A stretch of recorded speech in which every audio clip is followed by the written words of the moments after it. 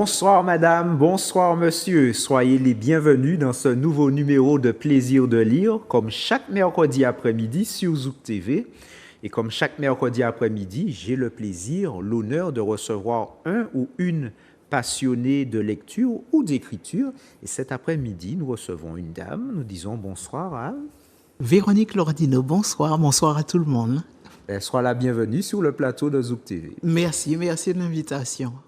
Merci, chers téléspectateurs, pour ce temps à nouveau que vous allez passer en notre compagnie.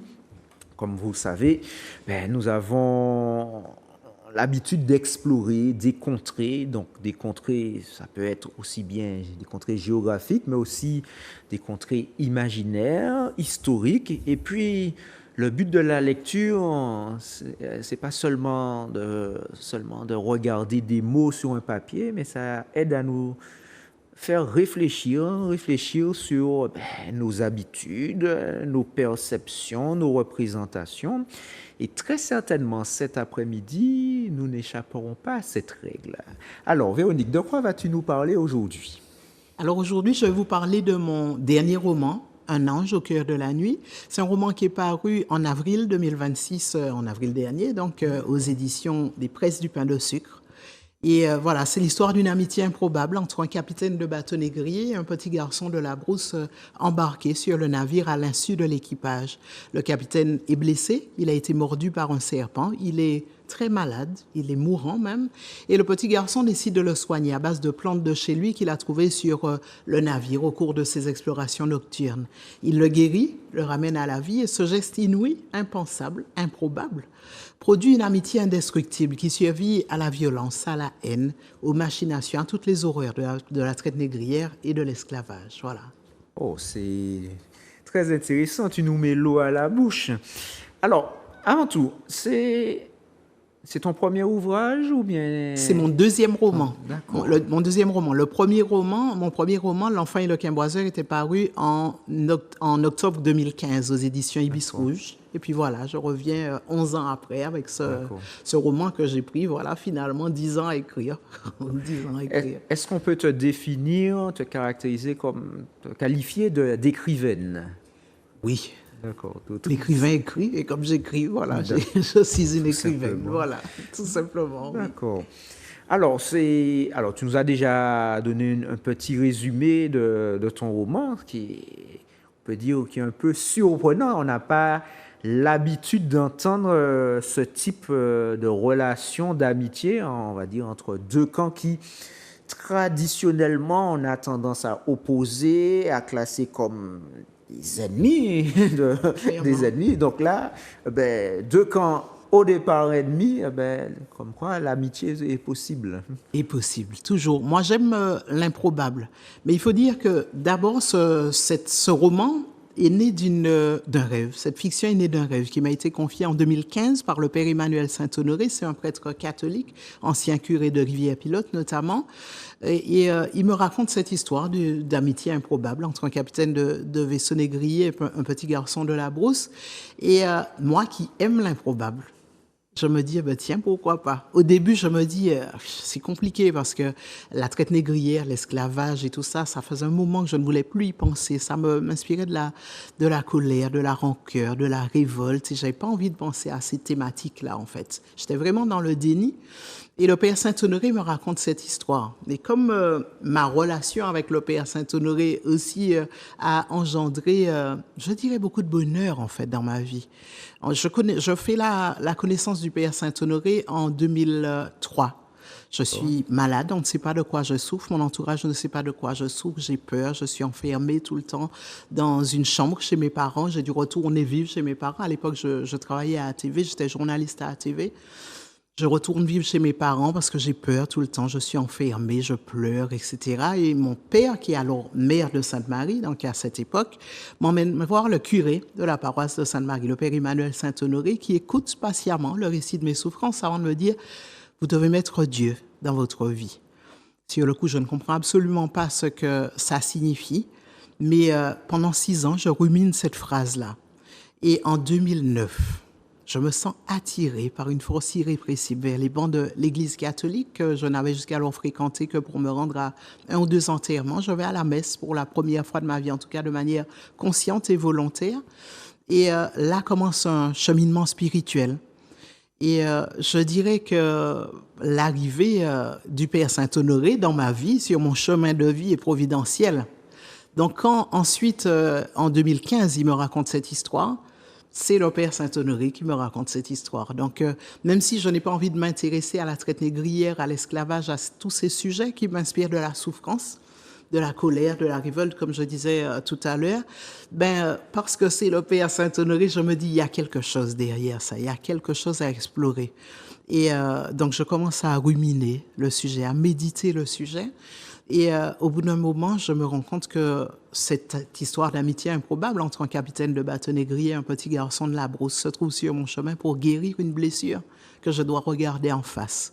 Mon histoire tourmentée, abîmée, torturée, qui m'est si pénible d'assumer et d'abord même d'envisager, mais je dois l'envisager parce que c'est sur mon chemin et peut-être que mon mal-être vient de là aussi. Parce que finalement, la maladie dont je souffrais, c'était la dépression nerveuse. Pendant 9 ans, j'ai souffert de dépression nerveuse.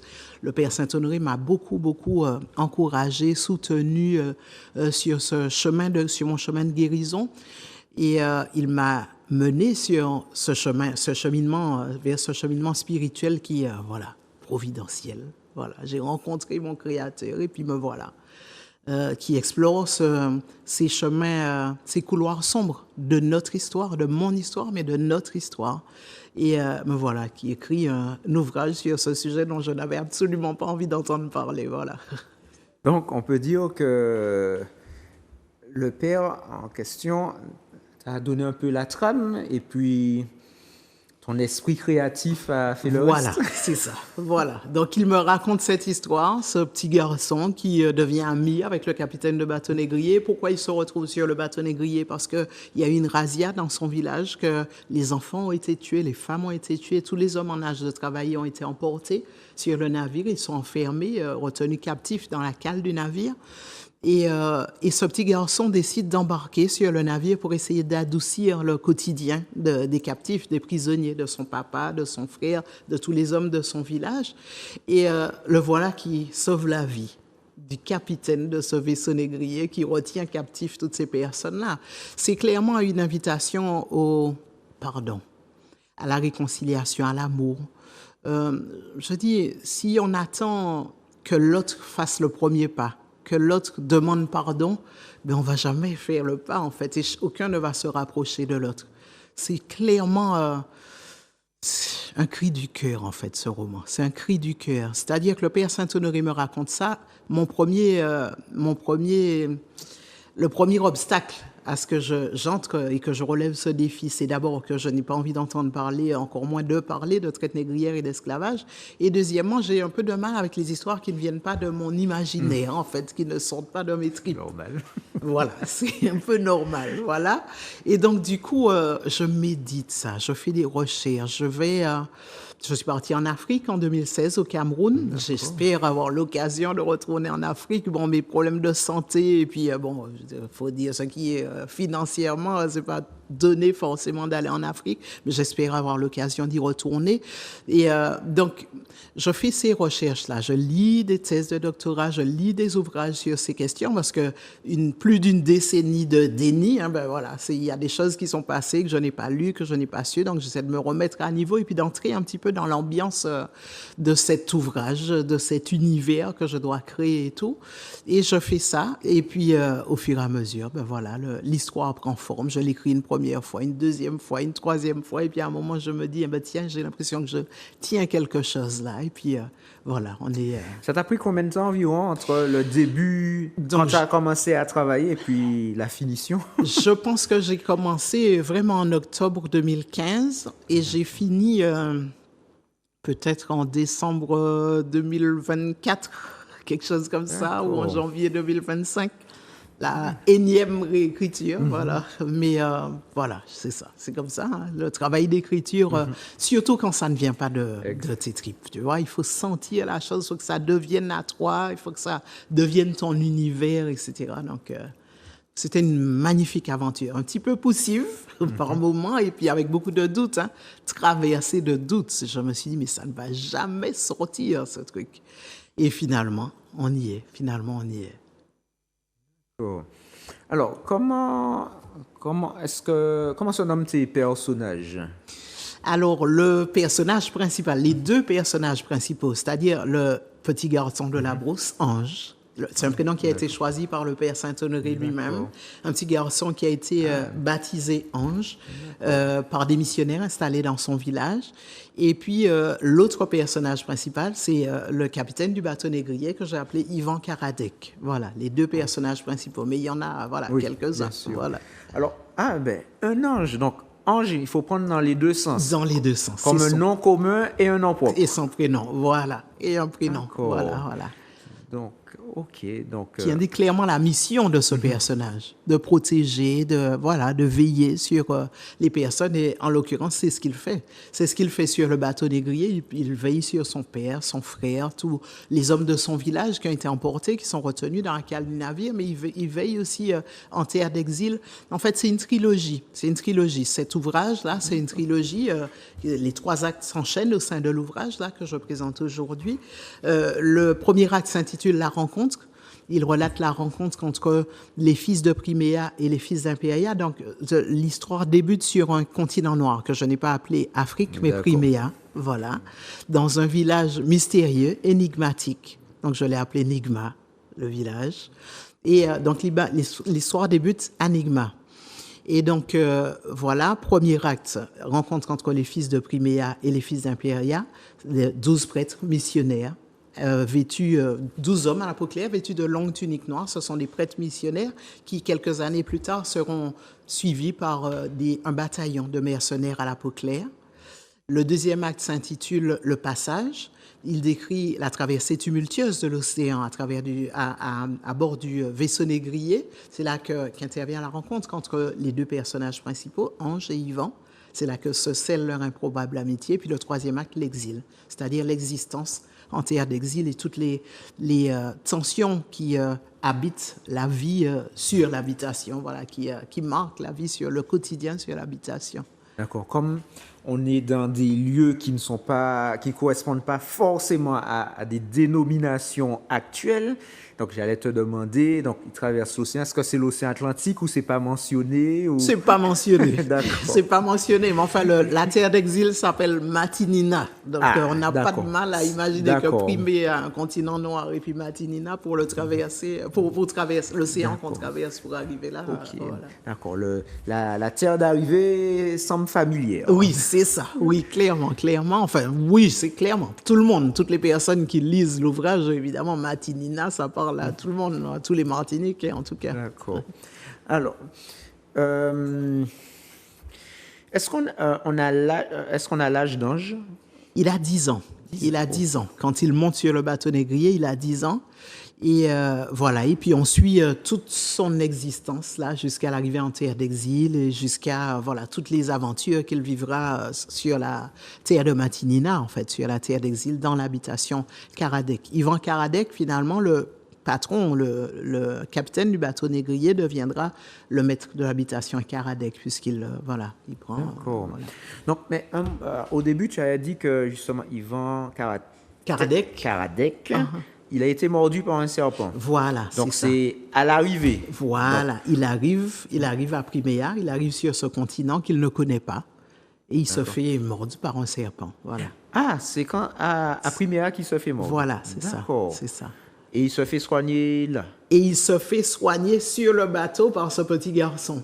En fait, mais je ne veux pas déflorer le tout, mais en réalité, il se trouve sur le navire et il a un flashback. Il s'interroge beaucoup, en fait, pendant la traversée, parce qu'il y a des choses qui le dérangent un petit peu entre ce que l'armateur lui avait promis et puis ce qu'il vit, là, c'est compliqué.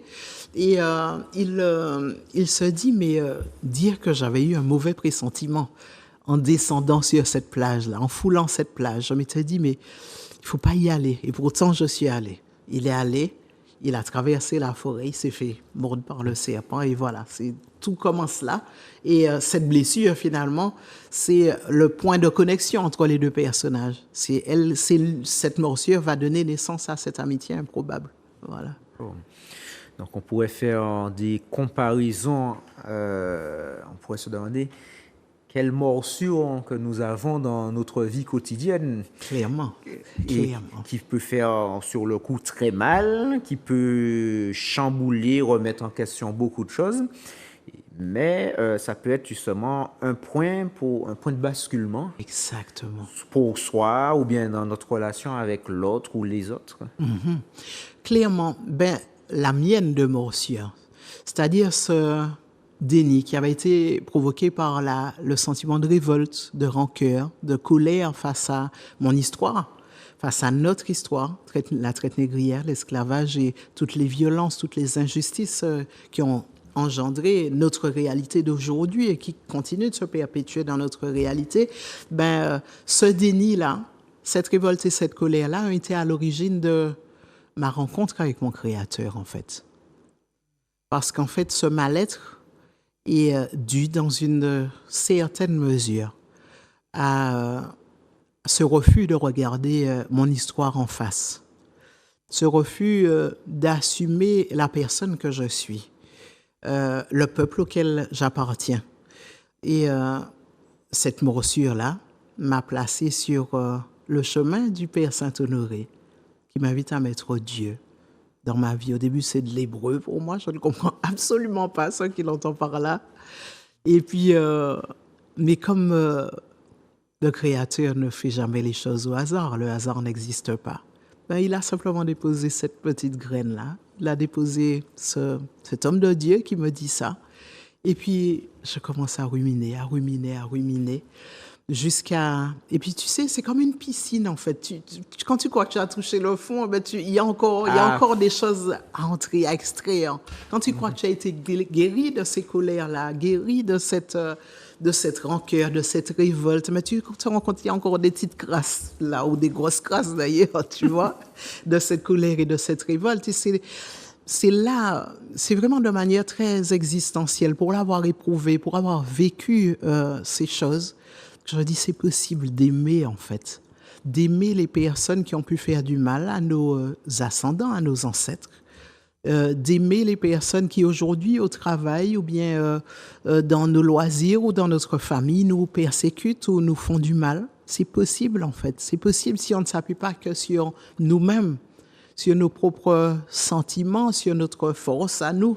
Parce qu'on n'en a absolument pas de force, en fait. On n'a pas la force de pardonner, c'est pas humain. Tu vois, je sais pas quelle blessure les personnes qui nous regardent, ou toi-même, Ludovic, avec qui je parle, quelle blessure tu peux porter en toi. Certaines de ces blessures-là, humainement, tu peux pas aller vers la personne qui te les a infligées et lui dire je t'aime. C'est pas possible, je te pardonne. Déjà, tu te dis bon, je vais attendre qu'elle me demande pardon, tu vois.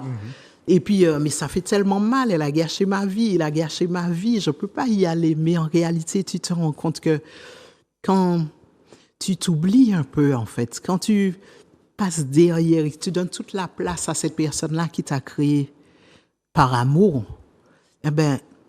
c'est possible, tout est possible. L'improbable, c'est une chose à laquelle je crois beaucoup. Mon premier roman, déjà. Ce roman-là, je l'écris, en près de 10 ans.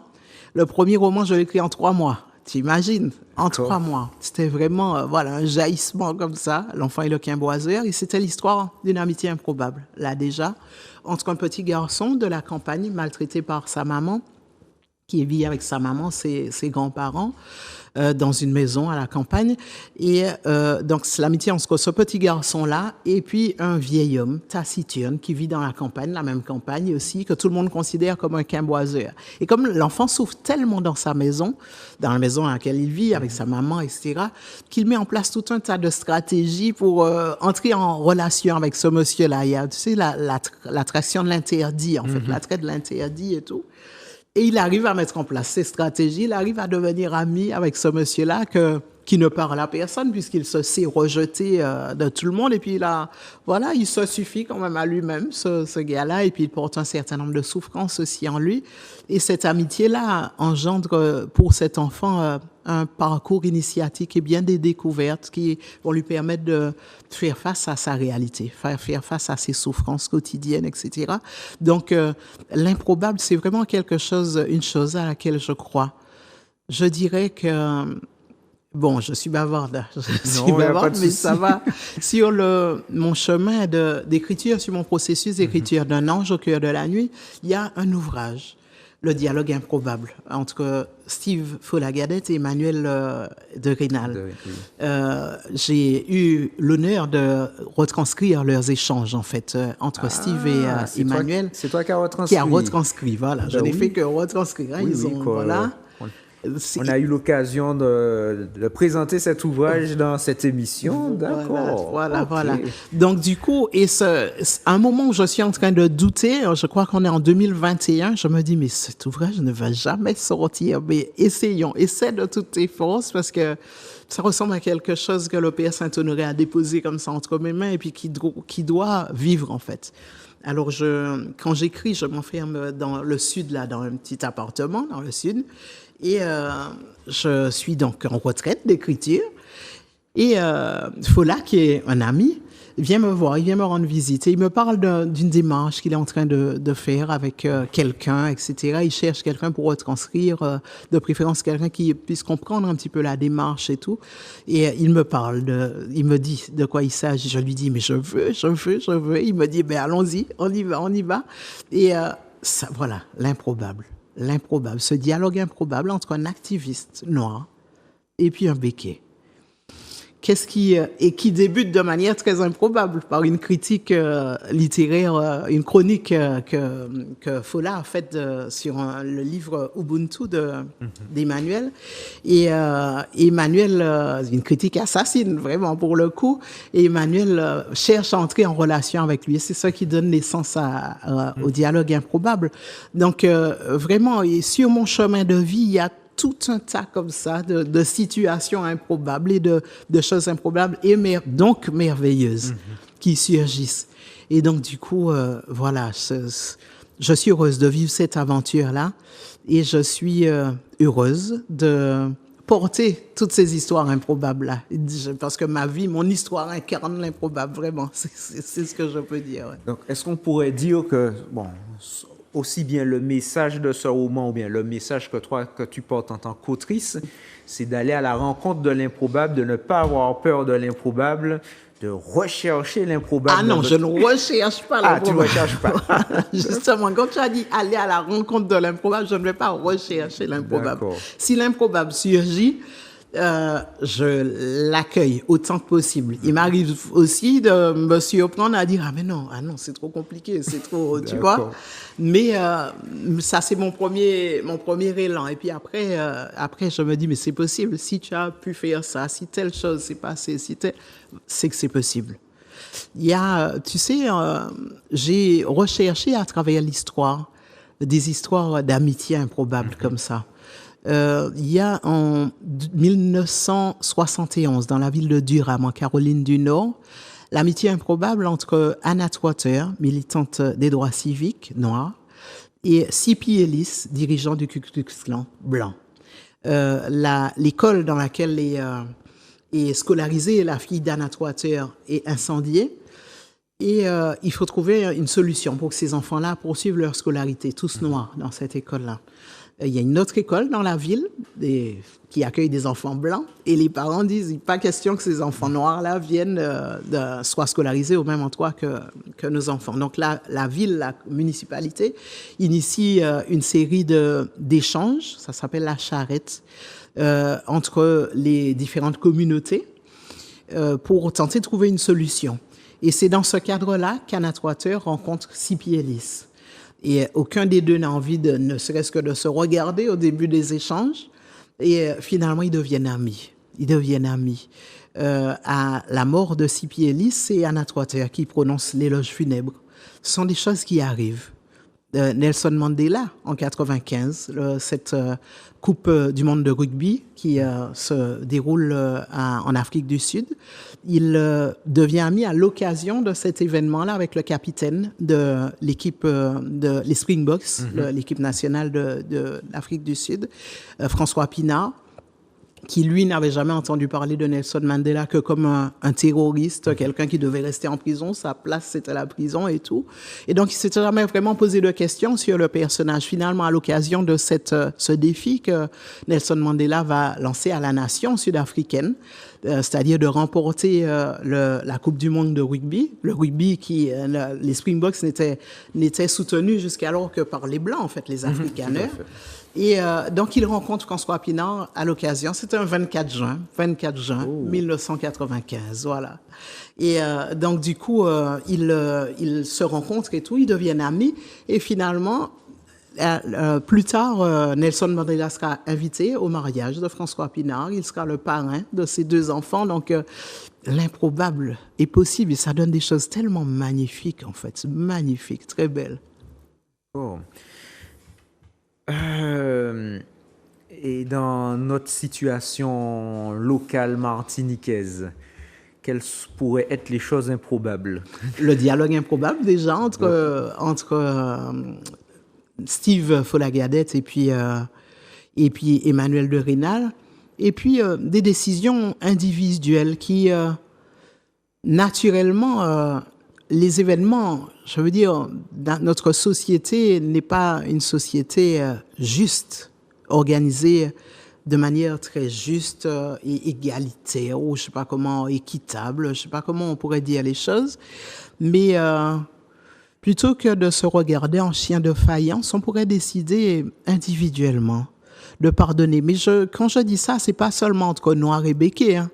Je veux dire ton collègue de travail qui t'embête, ou bien cette personne dont tu considères qu'elle n'a pas tellement d'importance, qu'elle n'apporte rien à ta vie, etc. Tu peux décider.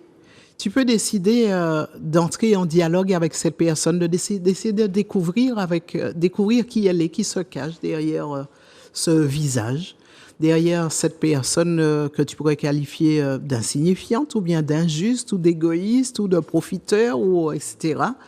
Et à tous les coups, tu seras surpris, en fait, de découvrir la personne qui se cache derrière, à tous les coups.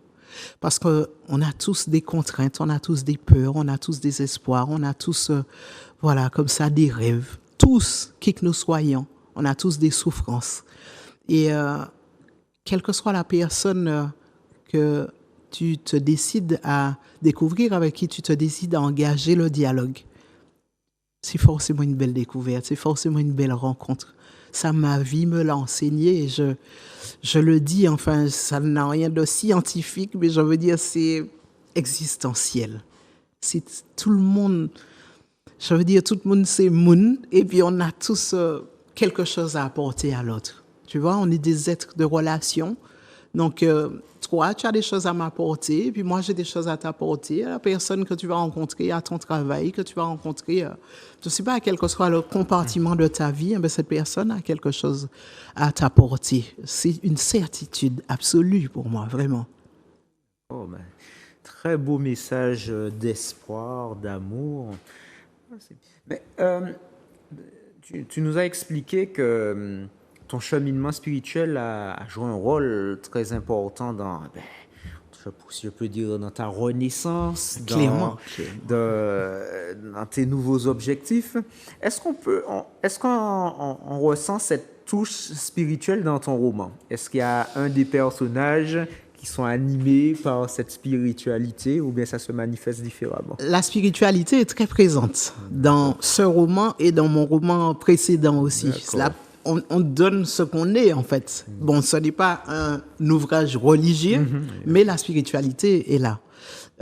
Bon, évidemment, le magico-religieux est là, mais aussi le cheminement spirituel chrétien. Et là, se retrouve aussi dans ce roman-là, dans les deux romans, sans que ce soit forcément le fil rouge, en fait, très présent, mais il y a forcément cette touche-là. C'est ce que je suis, c'est ce que je suis devenu. Donc, Donc, forcément, ça va se retrouver là. Et puis, je rappelle que c'est le Père Saint-Honoré qui me raconte l'histoire. Et que l'histoire débute avec l'arrivée d'une douzaine de prêtres missionnaires, voilà, en terre, non pas africaine, mais sur le continent Priméa, dans le village de Nigma. Donc, du coup, forcément, la spiritualité, oui, joue un rôle et se retrouve dans l'histoire. Justement, la spiritualité qui a changé mon regard sur le monde, mon regard sur les autres. Parce que en cheminant, donc voilà, le Père Saint-Honoré en 2003 me dit vous devez mettre Dieu dans votre vie. Pendant 6 ans, je rumine cette phrase énigmatique pour moi, parce que Dieu, vraiment, honnêtement, je ne savais absolument pas qui c'était. 2009, je me sens attirée par une force irrépressible vers les bancs de l'Église catholique. Je vais à la messe pour la première fois de ma vie, de manière consciente et volontaire. Et puis là, je vais à la messe, j'habite le Gros-Morne à l'époque. Le Père Saint-Honoré est curé de la paroisse de Saint-Joseph, toute proche. Donc, je vais à la messe à Saint-Joseph. Je commence à fréquenter cette paroisse-là à partir de 2009 jusqu'en 2012. 2012, je repars dans l'Hexagone. J'ai fait mes études dans l'Hexagone dans les années 90. Après, je suis rentrée en Martinique, j'ai travaillé à TV d'Apport. Je suis tombée malade. Pendant quelques années, je n'ai pas pu travailler. Je reprends l'exercice je me fais soigner, etc. Je suis entourée par ma famille et tout. En 2006, je reprends l'exercice de ma profession de journaliste, cette fois à Radio Martinique, qui devient ensuite Martinique Première. 2012, je quitte Martinique Première. Et donc, de 2009 à 2012, je chemine au sein de la paroisse de Saint-Joseph. Et je vais à la messe donc chaque dimanche et puis je chemine. Je commence aussi à cheminer vers les sacrements d'Eucharistie, de confirmation. Et après 2012, je poursuis ce cheminement. Et ce cheminement me révèle peu à peu la signification de cette exhortation que m'avait lancée le Père Saint-Honoré. Vous devez mettre Dieu dans votre vie. Je commence à comprendre que ça veut dire que je dois cesser de vivre ma vie comme si elle m'appartient, comme si je l'ai moi-même créée, comme s'il me revenait à moi et à moi seul d'en édicter les règles et les principes, en acceptant ce qui me convient et en rejetant tout ce qui ne me convient pas, toutes les personnes et les situations que j'ai du mal à comprendre, à aimer. Je dois cesser de mener mon existence comme si je m'étais moi-même donné la vie, comme si j'étais mon propre créateur. Quand je commence à comprendre ça, à comprendre que ma vie ne m'appartient pas, il y a ce basculement dont tu parlais tout à l'heure, en fait. Il y a ce basculement, cette conversion. Et donc, quand le Père Saint-Honoré me confie son rêve en 2015, je me dis que cette histoire-là, d'une amitié improbable entre un capitaine de bateau négrier et un petit garçon de la Brousse se trouve sur mon chemin pour guérir cette blessure-là, fondamentale. Qui est la mienne, qui est celle de tout mon peuple, le peuple martinique auquel j'appartiens. Toutes les violences, les injustices, les tensions, les inégalités, les blessures, les colères, les amertumes, les rancœurs, les refus de dialoguer, les clivages entretenus, les torrents de haine, les désirs de vengeance, les représailles qui gangrènent aujourd'hui notre société et qui donnent cette violence, ces violences qui se multiplient au sein de notre société, qui donnent ces tensions dans le milieu professionnel, dans le milieu sportif, dans tous les milieux en fait, dans tous les compartiments de notre société. Voilà où me mène ce cheminement spirituel. Il me pousse à regarder notre réalité autrement, non pas quelque chose d'insurmontable, non pas comme un problème insurmontable et des violences insurmontables, irrémédiables et tout, mais comme les symptômes d'un mal-être d'une société qui ne peut guérir, qui ne peut être réparé, à mon sens, qu'à travers l'amour, en fait, que par l'amour. L'amour dans les relations entre collègues, l'amour dans les relations au sein de nos familles, l'amour dans tous les compartiments, entre automobilistes, dans tous les compartiments de notre société. Ça, je veux dire, je n'invente rien, c'est en rien un scoop en fait. On a tous dans notre vie soit un doudou ou bien une doudou, et puis à un moment, il te fait quelque chose qui te blesse ou il te dit quelque chose qui te blesse, mais tu décides d'aimer, de l'aimer quand même. Tu décides que, bon, ok, il a dit ça, mais il a dit ça sur le coup de la colère, ou elle a dit ça sur le coup de la colère. Allons essayer d'en discuter, allons essayer d'en parler posément, sans chercher à se blesser, sans chercher à lui rendre la monnaie de sa pièce. Je me suis rendu compte souvent que les personnes, en tout cas, qui moi, m'agressaient, qui me manifestaient une certaine hostilité, ces personnes étaient souvent toujours des personnes blessées, en fait, qui avaient décidé de se renfermer, de vivre pour elles-mêmes, comme tout le monde qui apprendrait dans l'air, qui apprendrait dans les autres là, quoi, tu vois. Et quand tu vas vers la personne, tu découvres toute autre chose, en fait. Et elle-même, elle se découvre capable d'aimer, tu vois, et capable d'entrer en dialogue et de parler avec douceur, et puis d'échanger, et puis de pardonner, et puis de regarder son histoire sous un autre angle. Ce qui suscite la colère, c'est pas, ou la souffrance, ou la tristesse, ou la blessure, c'est pas forcément l'agression qui nous est faite, c'est l'accueil qu'on en fait. Tu vois? Quelque chose me fait mal, soit je décide de faire mal en retour, quelque chose ou quelqu'un me fait mal, soit je décide de faire mal en retour, soit je décide d'essayer de comprendre pourquoi ça me fait mal. Et soit je décide d'essayer d'aller vers la personne et puis de lui dire, même si à première vue elle est fermée comme une porte de prison, hein, mais tout ça se fissure. Il y a toujours un petit quelque chose qui te dit, il y a une porte d'entrée, il y a une possibilité en fait de dialogue. Et voilà pourquoi en fait ce roman me tient tant à cœur. Le message porté par ce roman me tient tant à cœur. Cet appel à cette invitation à dialoguer, à se réconcilier, à pardonner, à aimer en fait. Voilà. D'accord. Merci beaucoup, merci pour ce message très touchant. Je pense que nos téléspectateurs l'ont reçu comme il faut. Alors, comme je te l'avais un petit peu expliqué, au bout d'un certain temps, le temps commence à s'accélérer. Et donc, c'est le cas. Je voulais savoir, est-ce qu'il y a, je ne sais pas, une partie ou un extrait de ton roman que tu souhaiterais partager avec nous?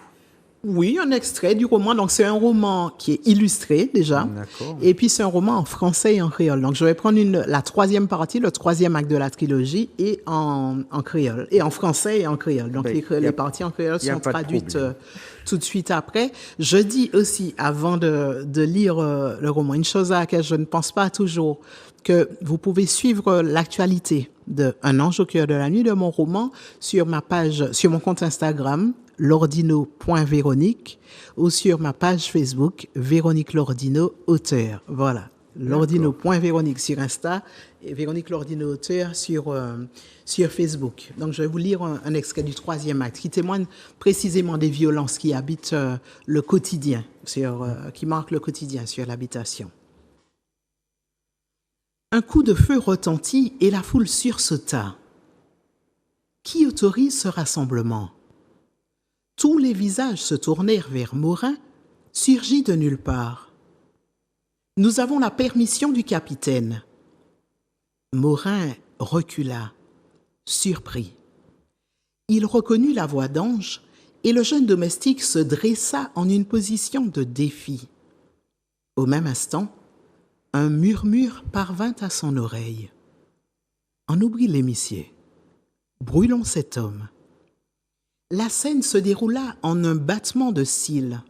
Un homme se leva, saisit un flambeau, un coutelas jaillit à proximité et un éclair de panique parcourut les traits du géreur.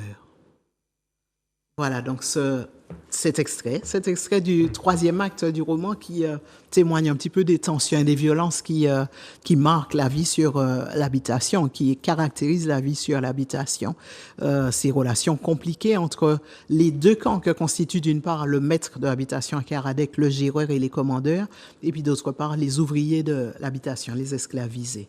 Donc voilà, c'est un petit peu l'extrait qui me tient à cœur, mais toutes les parties du roman me tiennent à cœur, mais voilà, celui-là, je voulais... Oui, je sais que c'est un exercice difficile de choisir un extrait Voilà, c'est sur ça. plusieurs pages. Mais moi, ce que je retiens, c'est la lueur d'espoir. Il y a, même quand tout semble sombre, il y a même une petite lumière. Et s'il y a une petite lumière, ben, il y a une plus grosse lumière derrière. Exactement. Exactement. Notre quotidien à tous nous offre ça. On commence la journée du pied gauche et puis on se dit zut. Et puis tu sors et puis quelqu'un te fait un sourire et puis quelqu'un te dit ah, tu es bien habillé et tout. Bien, tu vois, il y a toujours moyen en fait. Tout n'est jamais complètement perdu. Ça c'est de manière légère, mais dans les relations, je suis sûre que chacun de nous a une occasion d'être agréablement surpris par la tournure que peut prendre telle ou telle relation. Ça me fait penser à une petite expérience personnelle. Je suis enseignant et j'ai plusieurs classes. Il y a des classes pour lesquelles ça peut se passer très très bien. Et puis il y a d'autres, pas qu'on va à reculons, mais l'enthousiasme est différent. L'enthousiasme. Et je pense en particulier à à une classe. Et ça m'est arrivé, je me suis dit, oh, aujourd'hui, là, je ne suis pas dans le bon état. Et puis, ça m'est arrivé pendant un certain temps, je faisais ce travail de gratitude, de voir, même quand tu te dis que c'est sombre, de chercher la petite lumière. Et je me suis dit, chercher la petite lumière avec ces gens-là, je ne vais pas la trouver. Et puis, je me suis dit, mais bon, je joue le jeu jusqu'au bout. Et à ma grande surprise, j'ai trouvé des lumières. des éléments, plusieurs petites lumières. Je me suis dit, waouh, ah bon, ben, pourtant ce sont les mêmes personnes, ils n'ont pas changé, Voilà, mais effectivement, et comme tu dis, forcément, il y a, bon, tu as mis en avant la violence, tu as mis en avant les difficultés, il y en aura toujours. Mais il y a aussi des motifs de satisfaction, il y a des choses qui font que, ben, un tel est comme ça, mais quand on échange, ben, notre regard sur lui change également. Un exemple tout simple, j'ai des élèves qui sont des cas. Ce sont des cas. Et puis, un jour, j'ai rencontré un de leurs parents. Je me suis dit, mais en fait, je suis très dur avec l'enfant. L'enfant, il reproduit ce qu'il a, ce qu'il voit. Donc, pour lui, ça lui semble normal. Donc, quand tu lui expliques, mais tu dis telle chose, tu fais telle chose, ce n'est pas bien. Et au début, bon, tu vois, je pouvais penser que ben, il est de mauvaise foi, mais il ne voit pas que c'est pas bien ce qu'il fait. Mais pour lui, chez lui, c'est la norme. C'est ça, en fait. Et en fait, quand je me suis rendu compte que l'enfant, il reproduit ce qu'il entend, ce qu'il voit, mais il n'a pas encore atteint le niveau du parent. Je me dis, mais en fait, compte, l'enfant, il fait quand même un travail où il fait, entre guillemets, pardon l'expression, où il n'est pas encore vraiment contaminé. Et suite à cela, et ça m'est arrivé, des fois, j'ai assisté même à des scènes, puisque bon, je suis dans ma commune assez actif, donc je rencontre des familles. Et une fois, j'ai eu, à ma grande surprise, à défendre un jeune, me disant, parce qu'il était dans un contexte marqué par la violence, où c'était lui, très jeune, il essayait de calmer les membres de sa famille. Alors que dans l'établissement, il était perçu pour, ah ben ouais, il est très bouchant, il est très ceci. Et j'expliquais, non, il vit vraiment des choses très difficiles. En fait, on a la meilleure partie. On a la meilleure partie. Et j'aime bien ce que tu dis quand tu dis que faire cette démarche, bien sûr, ça ne va pas se faire en un claquement de doigts, mais une personne avec qui on avait peut-être de mauvaises expériences, on essaie de comprendre, on cherche, on échange, forcément, à la fin, notre regard sera différent. Clairement, c'est ça en fait. Ton regard a changé sur cet enfant-là dont tu parles, ce jeune-là dont tu parles. Forcément, quand tu as un élément qui te permet de comprendre en fait, c'est comme un puzzle. Voilà. Et puis, au fur et à mesure, ton angle de vue s'agrandit, en fait. Tu le vois à l'école, mais tu ne le vois plus seulement à l'école. Tu comprends qu'à la maison, c'est compliqué. Et ça explique la raison pour laquelle c'est compliqué à l'école. Et d'ailleurs, à l'école, c'est pas si compliqué que ça, finalement. Finalement. Et ça, c'est extraordinaire. À tous les coups, en fait. À tous les coups, on a de belles surprises. Et on arrive à accueillir l'autre mieux, en fait. en essayant seulement de comprendre, tu vois. Et certaines personnes de mon entourage à qui je dis ça, mais allons essayer de comprendre. Mais oui, il a des difficultés. Il y en a qui me disent, ah ouais, mais on a tous des problèmes. Mais si on raisonne comme ça, ça va jamais. C'est étouffant pour tout le monde, ce climat où on se fait des reproches, où on s'accuse mutuellement. Pour tout le monde, c'est étouffant. Donc, essayons de faire un tout petit pas. Comme tu dis, ça ne change pas du jour au lendemain. Mon ambition n'est pas de sortir un roman et puis ça y est, tout le monde sait. Si une personne entend ça, si une personne entend ça et se dit, bon, ben, OK, ce soir, je rentre à la maison et je vais essayer de comprendre pourquoi mon mari est grognon comme ça tous les soirs, pourquoi ma femme est comme ça, et elle est acariâtre ou bien je sais pas quoi. Et puis, je vais essayer de lui dire un petit mot doux, tu vois. Et les choses vont bouger. Ou pourquoi mon enfant est renfermé comme ça? Peut-être que l'enfant vit des choses difficiles à l'école, ou bien s'il est en âge de travailler au travail, ou bien dans d'autres compartiments de son existence. Et ça change tout et ça donne l'amour en fait. Ben, merci beaucoup Véronique, merci beaucoup pour cet échange. Je vous avais dit, chers téléspectateurs, qu'on allait réfléchir, on allait questionner nos pratiques. C'est le cas. Est-ce que tu peux nous redonner le titre de ton ouvrage? Alors, Un ange au cœur de la nuit, qui est disponible chez Cultura, Casavule, +, le rond-point et +, Aéropressa, l'aéroport. Et vous pouvez, je le rappelle, suivre toute l'actualité d'un ange au cœur de la nuit sur le compte Instagram lordino.véronique et sur la page Facebook Véronique Lordino, auteur. Voilà. Merci beaucoup Véronique. Merci chers téléspectateurs pour ce moment très agréable que vous avez pu passer en notre compagnie. Si aussi comme Véronique, vous voulez venir sur le plateau de Zouk TV, c'est possible. Il suffira de composer le numéro qui va s'afficher dans quelques instants, à savoir le 06 96 19 41 13. Et nous nous ferons un plaisir pour vous recevoir sur le plateau de Zouk TV. Nous vous souhaitons une bonne fin d'après-midi et nous vous disons à très bientôt.